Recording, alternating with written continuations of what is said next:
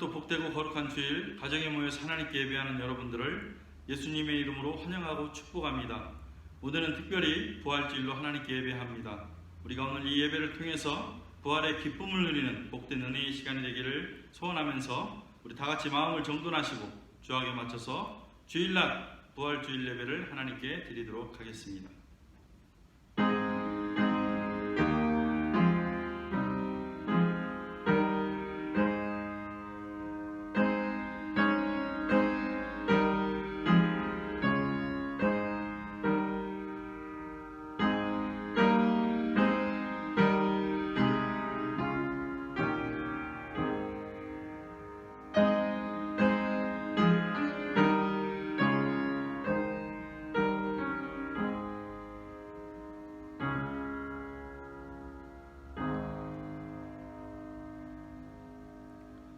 만일 그리스도 안에서 우리가 바라는 것이 다만 이 세상의 삶뿐이면 모든 사람 가운데에 우리가 더욱 불쌍한 자니라.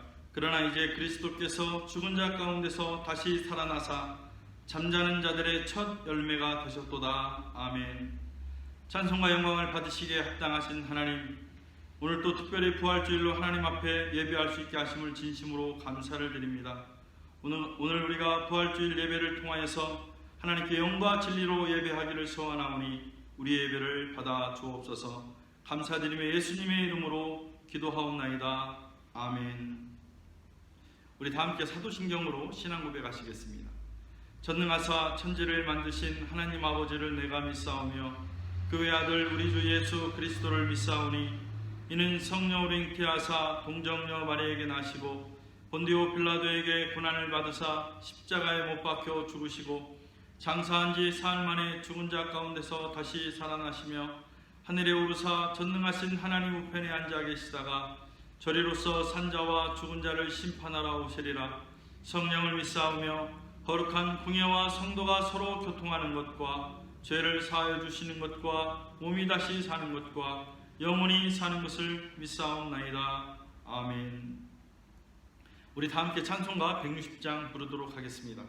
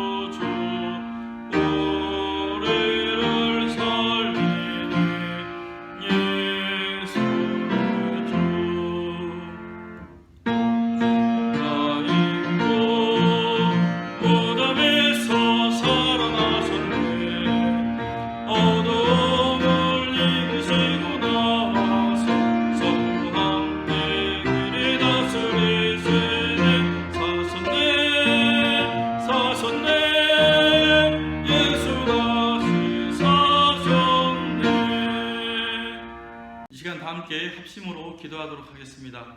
우리가 그동안 살아온 것 모든 것이 하나님의 은혜였음을 감사하는 시간 되시고 그럼에도 불구하고 우리의 나약함과 연약함 때문에 하나님 말씀대로 살지 못했던 모든 것들을 고백하고 회개하는 시간이 되었으면 좋겠습니다. 오늘은 특별히 부활주일로 하나님께 예배합니다. 이 예배를 통해서 부활의 기쁨을 누릴 수 있는 예배 될 수 있도록 기도하시고, 그리고 세계적으로 코로나로 인해서 많은 어려움을 겪고 있을 때에 코로나가 하나님 손에 있음을 우리가 고백하면서 하루속히 일상으로 회복될 수 있도록 기도했으면 좋겠습니다. 우리 다 함께 합심으로 기도하도록 하겠습니다. 하나님 감사합니다. 오늘 특별히 저희들에게 부활주일을 허락하셔서 하나님 앞에 예배할 수 있게 하심을 진심으로 감사를 드립니다. 저희들이 그동안 살아온 것 돌아볼 때에 모든 것이 하나님의 은혜가 아닌 것이 없음을 다시 한번 감사와 영광을 돌립니다. 그럼에도 불구하고 우리가 하나님 말씀대로 살지 못했고 하나님 뜻대로 살지 못했던 우리의 나약함을 이 시간 고백하며 회개하기를 소원하오니 주님의 긍휼하심으로 우리의 모든 죄와 허물들을 용서하여 주시옵소서.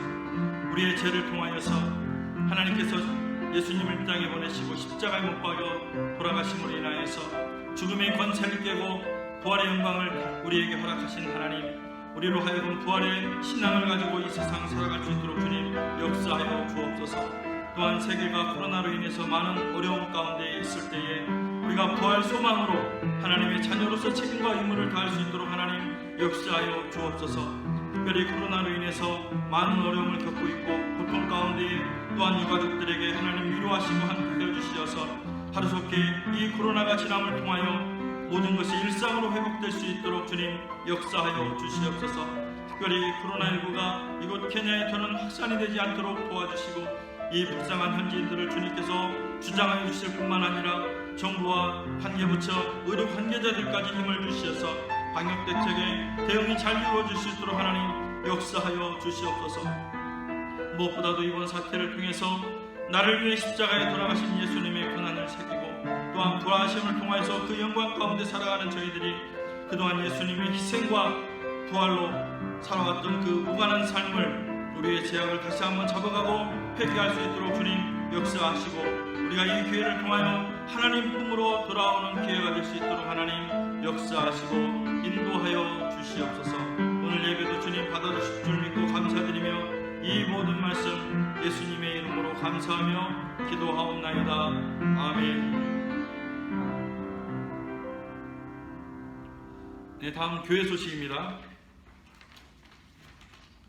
오늘은 예수님께서 죽음의 권세를 깨시고 부활하신 부활주일로 하나님께 예배하고 있습니다. 우리가 오늘 이 예배를 통해서 부활의 기쁨을 누릴 수 있는 예배가 될 뿐만 아니라 부활 신앙으로 우리의 삶을 살아갈 수 있는 저희들이 될 수 있도록 바라겠습니다. 코로나19로 세계적으로 많은 어려움을 겪고 있습니다. 주님의 은혜로 이 코로나19가 소멸과 동시에 일상으로 회복할 수 있도록 기도해 주시기를 바라겠습니다. 그리고 헌금은 엠페사로 자원하는 마음으로 내주시고 11조를 비롯한 각종 특별 헌금은 저에게 카톡으로 헌금명과 금액 그리고 이름을 보내주시기를 바라겠습니다. 이 시간 우리 다 함께 하나님 말씀 보도록 하겠습니다. 하나님 말씀은 사도행전 9장 36절로 43절 말씀입니다. 신약성경 사도행전 9장 36절로 43절 말씀입니다. 찾으셨으면 제가 봉독해 올리도록 하겠습니다. 요바에 다비다라 하는 여제자가 있으니 그 이름을 번역하면 도르가라. 선행과 구제하는 일이 심히 많더니 그때 병들어 죽음에 시체를 씻어 다락에 누이니라. 룻다가 요바에서 가까운지라. 제자들이 베드로가 거기 있음을 듣고 두 사람을 보내어 지체 말고 와달라고 간청하여 베드로가 일어나 그들과 함께 가서 이르매 그들이 데리고 다락방에 올라가니 모든 과부가 베드로 곁에 서서 울며 도르가가 그들과 함께 있을 때에 지은 속옷과 겉옷을 다 내보이거늘 베드로가 사람을 다 내보내고 무릎을 꿇고 기도하고 돌이켜 시체를 향하여 이르되 다비다야 일어나라 하니 그가 눈을 떠 베드로를 보고 일어나 앉은지라. 베드로가 손을 내밀어 일으키고 성도들과 과부들을 불러들여 그가 살아난 것을 보이니 온 요빠 사람이 알고 많은 사람이 주를 믿더라. 베드로가 요빠에 여러 날 있어 시몬이라 하는 무두장의 집에서 머무니라. 아멘. 이 시간은 박혜정 선교사님 나오셔서 특성으로 하나님께 영광 돌리도록 하겠습니다.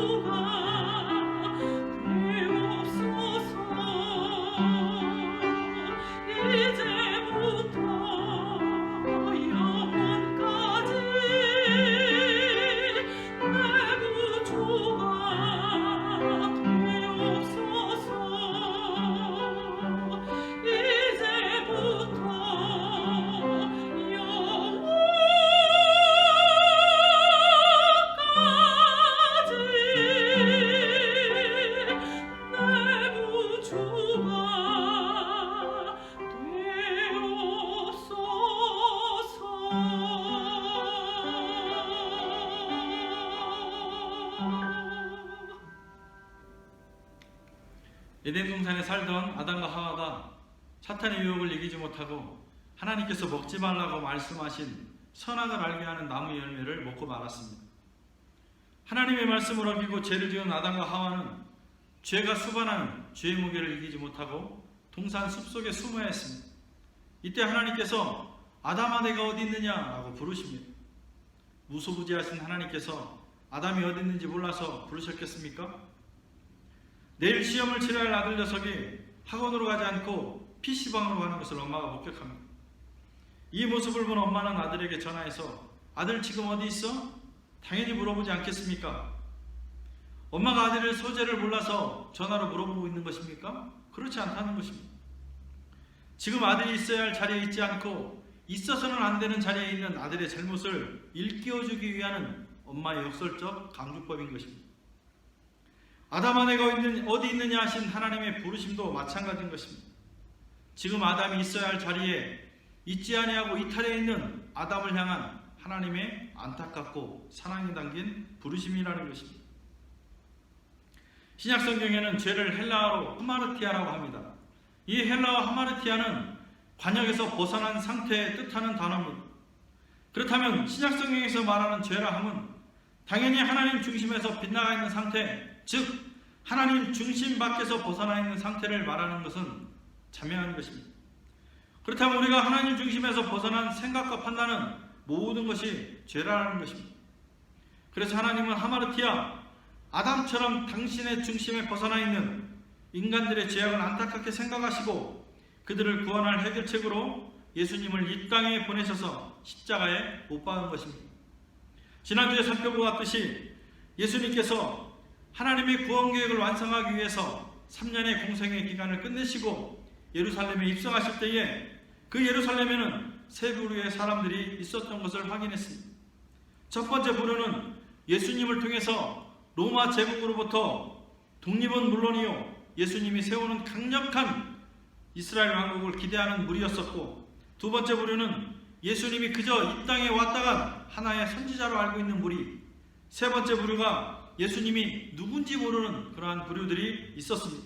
이 세 부류의 사람은 하나같이 나귀 새끼를 타고 오는 초라한 예수님의 모습을 보고 실제 신으로 군림하며 인간의 경배를 받고 있는 로마 황제와는 비교의 대상이 아니었을 뿐만 아니라 저들의 눈에 비친 예수님의 남루한 모습은 그저 이 땅에 왔다간 초라한 선지자 중 하나였을 뿐이라고 생각하고 판단했습니다. 그 결과 예루살렘에 예수님께서 입성하실 때에 호산나 호산나라고 외쳤던 많은 무리가 5일 만에 예수님을 십자가에 못 박으라고 소리쳤습니다. 당시 예수님이 이 땅에 오셨을 때 세상은 하마르티아였습니다. 하나님을 안 믿는 사람은 그렇다 치더라도 하나님을 열심히 믿는다는 유대인들조차 청산의 대상이었고 성전 역시 정화의 대상이었던 것입니다. 그래서 하나님은 하나님 중심 밖에서 벌어지는 하마르티아를 바로잡기 위해서 예수님의 몸을 찢어 십자가에 못 박으시고 죽음으로 해결하셔야 했던 것입니다. 그러나 이 진리를 알지 못하는 많은 인간들은 인간의 손에 죽으신 예수님을 조롱하고 비난했습니다. 예수님의 죽으심은 실패였고 누가 보더라도 세상이 이겼다고 생각했습니다.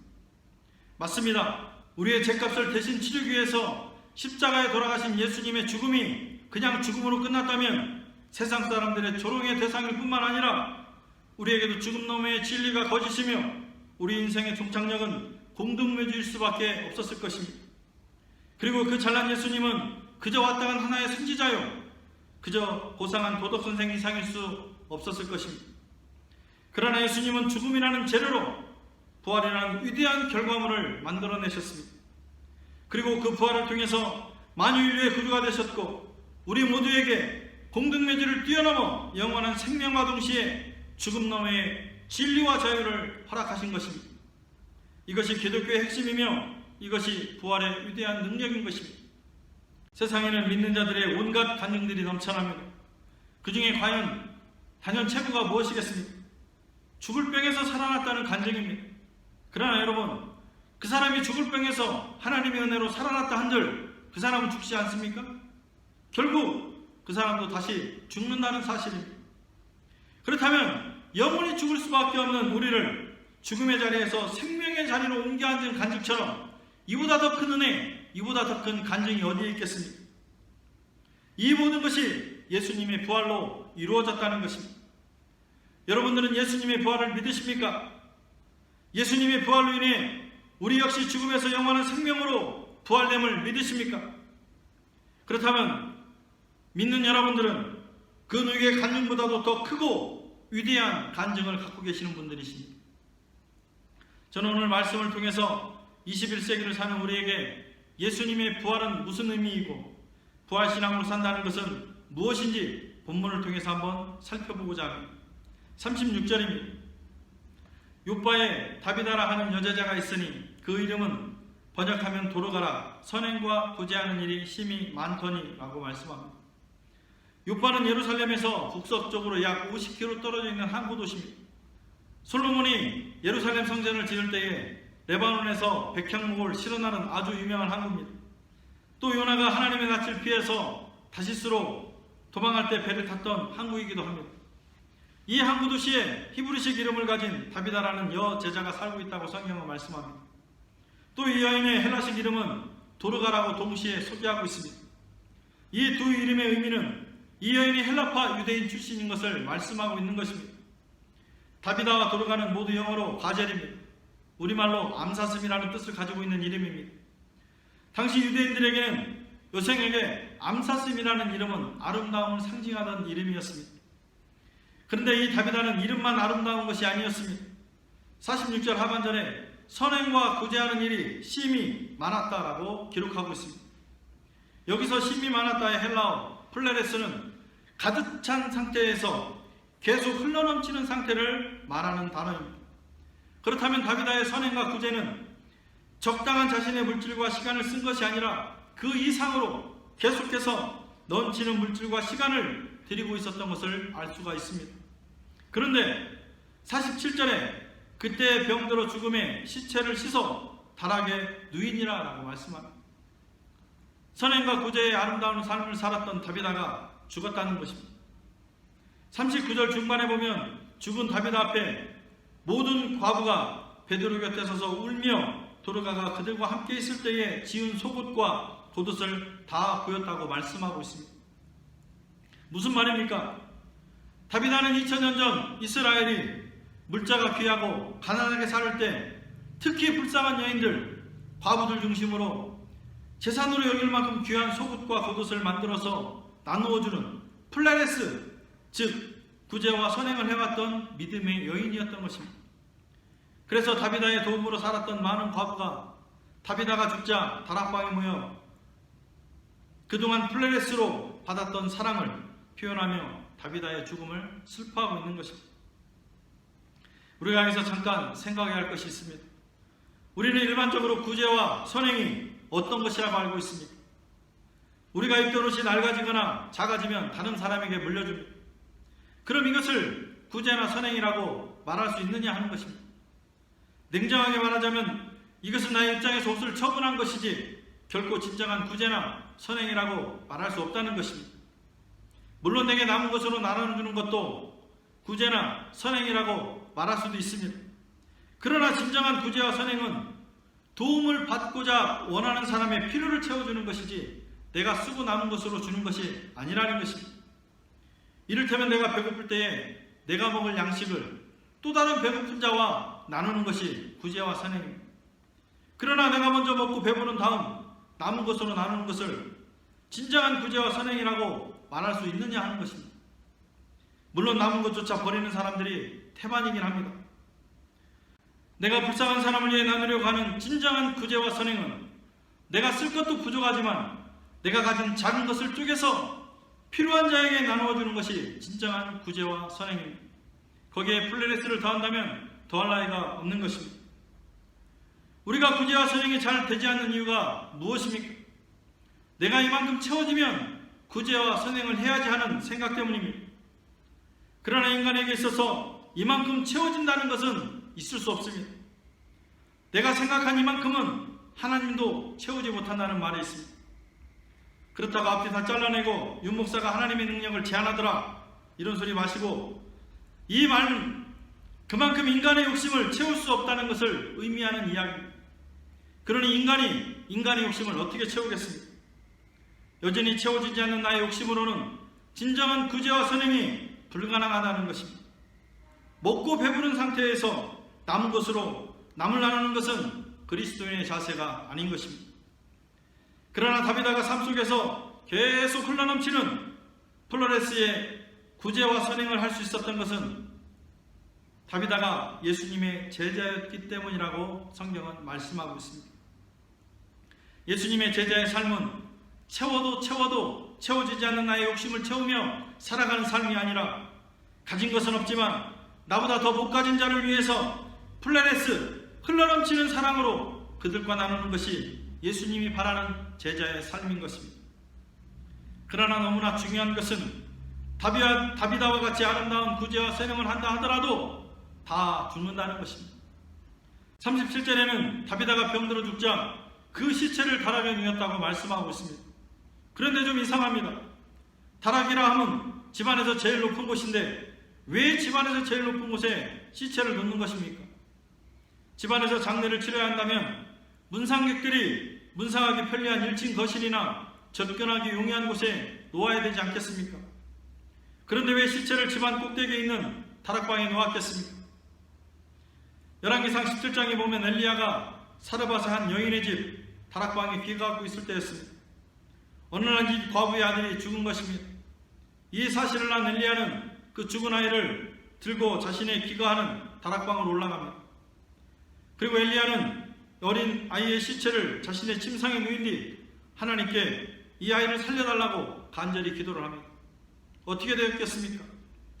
하나님의 응답으로 아이가 다시 살아났습니다. 열왕기하 4장에는 독실한 한 부부가 엘리사가 수넴을 찾아올 때마다 도움을 주는 것을 뛰어넘어 아예 엘리사가 머물 수 있는 다락방을 지어주고 많은 도움을 줍니다. 그때 엘리사는 그 부부에게 아들이 없는 것을 알고 하나님께 기도해 아들을 갖게 합니다. 그런데 수년이 지나서 이 아이가 갑작스럽게 죽습니다. 이 아이의 어머니는 죽은 아들을 엘리사의 다락방에 누이고 갈멜산에 있는 엘리사에게 도움을 청하러 갑니다. 아이가 죽었다는 소식을 들은 엘리사는 죽은 아이가 누워있는 다락방으로 찾아와 하나님께 간절히 기도합니다. 어떻게 되었겠습니까? 하나님의 응답으로 이 아이가 다시 살아난 것입니다. 예수님 때에 돌아와서는 예수님께서 제자들과 마지막으로 만찬을 나눈 곳이 다락방이었습니다. 죽음을 깨뜨리시고 부활하여서 예수님을 2번씩이나 만난 것도 다락방이었습니다. 그리고 예수님께서 승천하시고 난 이후에 120문도가 모여서 간절히 기도했던 것도 다락방입니다. 이 다락방에서 풍기는 이미지가 무엇이겠습니까? 다락방은 당시에 그리스도인들에게 예수님의 부활의 현장이요 성령의 능력이 역사하는 생명의 공간으로 상징되었던 장소였던 것입니다. 그러므로 다비다를 1층으로 안치하지 않고 다락방으로 시체를 올라간 이유가 그들이 다비다의 시체를 장례를 치르기 위함이 아니라 다비다가 다시 살아날 것을 굳게 믿는 믿음의 행위였던 것입니다. 38절 보겠습니다. 룻다가 요바에서 가까운지라 제자들이 베드로가 거기 있음을 듣고 2 사람을 보내어 집채 말고 와달라고 간청하여라고 말씀합니다. 그들은 인근 룻다에서 8년이나 중풍병을 앓고 있는 애니야를 고쳤다는 베드로의 소식을 듣고 있었습니다. 그리고 예수님의 제자 베드로가 충분히 구약의 엘리야나 엘리사와 같이 능력이 있는 하나님의 사람인 것을 믿고 사도 베드로를 간청했던 것입니다. 39절, 40절 상반절 말씀 보시겠습니다. 베드로가 일어나 그들과 함께 가서 이르매 그들이 데리고 다락방에 올라가니 베드로가 사람을 다 보내고 무릎을 꿇고 기도하고 라고 말씀하고 있습니다. 베드로는 요바에 당도하자 다락방으로 곧장 올라가 모든 사람을 나가게 한 후 무릎 꿇고 기도했다고 말씀하고 있습니다. 베드로가 모든 사람을 나가게 한 이유가 무엇이겠습니까? 그것은 하나님의 은혜로 다비다가 살아났을 경우에 많은 사람들이 하나님이 하신 일을 가지고 베드로가 했다고 소리를 듣지 않기 위한 베드로의 겸손이었던 것입니다. 그리고 아무도 없는 다락방에서 무릎 꿇고 기도한 것은 두말할 나위 없이 그 다락방에 임재해 있는 주님을 향해서 간절히 기도함으로 다비다를 살리기 위함이었던 것입니다. 죽은 다비다를 살리기 위한 베드로의 겸손과 무릎 꿇고 간절히 기도하는 베드로의 마음속에 어찌 예수님의 생명이 흘러가지 않을 수 있겠습니까? 그리고 그 예수님의 생명이 베드로를 통해 어찌 다비다로 다시 흘러가지 않았겠습니까? 마침내 베드로는 다비다의 시체를 향해 소리칩니다. 다비다야, 일어나라! 베드로는 손을 내밀어 죽음에서 눈을 뜬 다비다를 일으켜 세우고 다락방에 나가 있는 많은 사람들을 불러들여서 다비다가 살아났음을 보였습니다. 그리고 이 부활 사건의 결과는 성경을 이렇게 말씀합니다. 42절에 온 요파 사람이 알고 많은 사람이 주를 믿었더라. 할렐루야! 죽음을 이기고 눈을 뜬 다비다의 부활 사건을 접한 요파의 많은 사람들은 예수님을 믿기 시작한 것입니다. 우리는 오늘 다비다의 부활 사건을 접하면서 본문에서의 특이점을 발견하게 됩니다. 그것은 제자와 성도 그리고 과부로 분명히 구별짓고 있다는 것입니다. 제자는 죽은 다비드를 말하는 것이고 성도는 다비드를 살리기 위해서 그 시체를 다락방으로 옮기고 베드로를 청한 사람들입니다. 그리고 과부는 예수님을 믿는 사람들인지 분명히 알 수는 없지만 성경은 그들을 성도라고 부르지 않았다는 것입니다.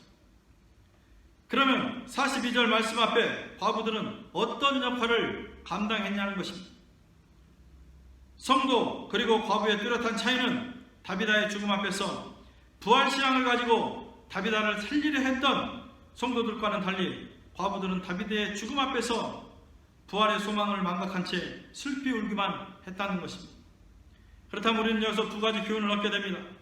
첫째, 참된 성도는 부활신앙을 가지고 있어야 한다는 것입니다. 제가 서두에서 말씀드렸지만 부활은 기독교의 핵심입니다. 우리 그리스도인에게 죽음은 모든 것이 끝나는 마침표가 아니라 새로 시작하는 시작의 관문인 것입니다. 비록 예수님이 십자가에서 인간의 손에 의해 죽으셨을 때 예수님은 실패자요 세상이 예수님을 이긴 것처럼 보였지만 결국에는 예수님을 죽인 자들은 흙 속에 있고 흙 속에 묻혔던 예수님은 지금도 살아나셔서 우리를 다스리고 있다는 것입니다. 그래서 참된 성도는 부활신앙으로 말미암아서 지금의 처한 환경에 두려워하지 아니하고 보이는 환경에 치우치지 아니하고 온전히 예수님의 말씀을 따라서 플레레스, 즉 자신의 삶이 예수님으로 인해서 가득함을 계속해서 구제와 선행, 믿음과 사랑이 흘러넘치는 삶을 살아간다는 것입니다. 두 번째로는 부활신앙을 가진 성도들만 있으면 이 세상은 얼마든지 새로워진다는 것입니다. 다비다가 죽었을 때 다비다의 시선을 생명의 공간으로 상징하는 다락방으로 옮기고 베드로, 즉 하나님의 사람을 청한 부활의 신앙의 사람들은 소수의 사람들이었습니다. 그러나 그 소수의 사람들이 가진 부활신앙은 욥바의 변화를 가져왔던 것입니다. 오늘을 사는 우리가 저들과 같이 부활신앙으로 매일매일을 살아간다면 코로나 바이러스로 고통받는 이 세상이 하나님으로부터 회복되고 새롭게 살아나는 세상의 주역들이 될 수 있지 않겠습니까? 말씀을 마치겠습니다. 제가 서두에서 21세기를 사는 우리에게 예수님의 부활의 의미는 무엇이고 우리가 부활신앙으로 산다는 것은 무엇인지 본문을 통해 살펴보고자 했습니다. 결론적으로 21세기를 사는 우리에게 예수님의 부활의 의미는 예수님의 죽음과 연합하여 옛사람의 죽은 우리가 예수님의 부활과 연합하여 새로운 피조물이 되었다는 것입니다. 다시 말해 하나님의 자녀로 다시 태어났다는 것입니다. 하나님의 자녀로 다시 태어난 우리는 이미 예수님의 부활로 말미암아 우리의 코끝에 호흡이 멈추는 날 우리의 육체는 썩어 없어진다 하더라도 우리는 다시 부활한다는 것입니다. 그럼 우리가 부활의 신앙을 가지고 살아난다는 것은 무엇을 말하는 것입니까? 그것은 본문의 그리스도인들처럼 성도가 성도의 삶을 신천으로 옮기며 살아가는 것을 말하는 것입니다. 성도란 거룩한 사람을 일컫는 말이요 거룩은 세상과 구별됨을 말하는 말입니다. 다시 말해 성도란 세상과 구별되어서 오직 진리를 쫓는 사람을 말씀하고 있는 것입니다. 성도는 이 세상에 속한 사람이 아니라 하나님 나라에 속한 사람들입니다. 영적으로 부활한 사람들이기에 세상과 기준과 가치를 따라 사는 사람이 아니라 하나님 나라의 소망을 가지고 살아가는 사람들인 것입니다. 성도가 하나님 나라의 소망으로 살아간다는 것은 지금 처한 환경에 두려워하지 아니하고 눈에 보이는 가시적 환경에 치우치지 아니하고 온전히 예수님의 말씀을 따라서 계속해서 구제와 선행, 믿음과 사랑으로 흘러넘치는 삶을 살아가는 것을 말하는 것입니다. 사랑하는 성도 여러분, 우리의 죄값으로 십자가에 돌아가신 예수님께서 죽음을 이기시고 부활하신 부활주일입니다. 여러분들은 예수님의 부활을 믿으십니까? 우리가 예수 그리스도 안에서 영적으로 부활했다는 것을 정말 믿으시는 성도님들이십니까? 그렇다면 이 순간부터 세상과 구별된 거룩한 성도로서의 책임과 의무를 다하는 삶을 사시는 여러분들이 되시기를 바라겠습니다. 그리고 하나님 나라의 소망으로 구제와 선행, 믿음과 사랑이 흘러넘치는 삶을 사는 여러분들이 되시기를 예수님의 이름으로 축원합니다. 함께 기도하겠습니다. 하나님 감사합니다. 영원히 죽을 수밖에 없는 저희를 죽음의 자리에서 생명의 자리로 옮겨주시고 거룩하신 하나님 나라의 백성 삼아주심을 다시 한번 감사를 드립니다. 그럼에도 불구하고 여전히 저희는 눈에 보이는 가시적 현상 앞에 치우쳐 살아온 것을 용서하여 주시고 우리가 영적으로 부활한 하나님의 자녀인 만큼 앞으로는 하나님의 자녀로서 책임과 의무를 다하며 살아가는 저희가 될 수 있도록 역사하여 주옵소서. 지금 세상은 코로나 바이러스로 많은 어려움을 당하고 있습니다. 그럼에도 불구하고 우리가 부활신앙을 가진 성도들답게 이 처한 상황에 담대하게 하시고 코로나로 인해 어려움을 당하는 이들을 위해서 구제와 선행을 차고 넘치는 사랑으로 행하는 저희들이 될 수 있도록 역사하여 주옵소서. 오늘은 특별히 부활의 기쁨으로 물질을 표현한 성도들에게 하나님의 복을 내려주셔서 날마다 부활의 신앙으로 감사와 기쁨이 넘치는 삶이 되게 하여 주시되 하나님의 선하신 인도와 동행의 참 행복을 누리게 하여 주옵소서. 또한 11조와 감사헌금 여러가지 기도의 제목으로 하나님 앞에 갈급한 심정으로 드린 성도 한 사람 한 사람을 주님께서 기억하시고 이들에게도 부활의 주님이 은혜를 부어주시되 하나님의 방법으로 부어주시옵소서.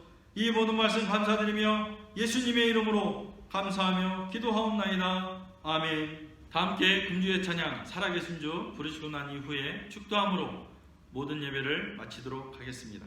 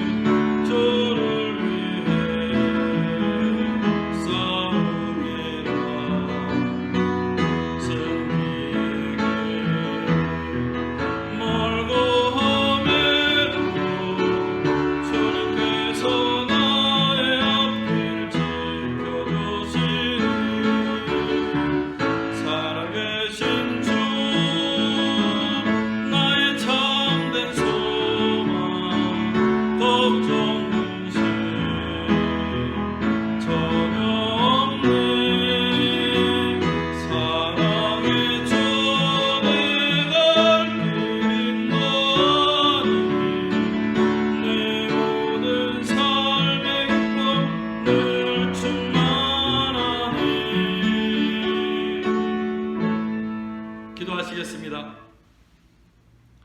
이제는 우리 주 예수 그리스도의 은혜와 하나님의 그 크신 사랑하심과 성령님의 감화 교통하심이 오늘 예배를 통하여 죽음을 이기시고 부활하신 예수님의 위대하심 앞에 구별된 성도로 책임과 임무를 다하며 살아가기를 소원하는 연합교회 성도들 머리머리 위에와 각 가정과 직장과 사업장 위에, 그리고 타국에 떨어져 학업과 군복무로 열중하고 있을 자녀들 머리머리 위에와 세계 열방을 향해 복음과 구제와 선행을 아끼지 아니하는 선교사들 머리머리 위에 이제로부터 영원토록 항상 함께 계실지어다. 아멘.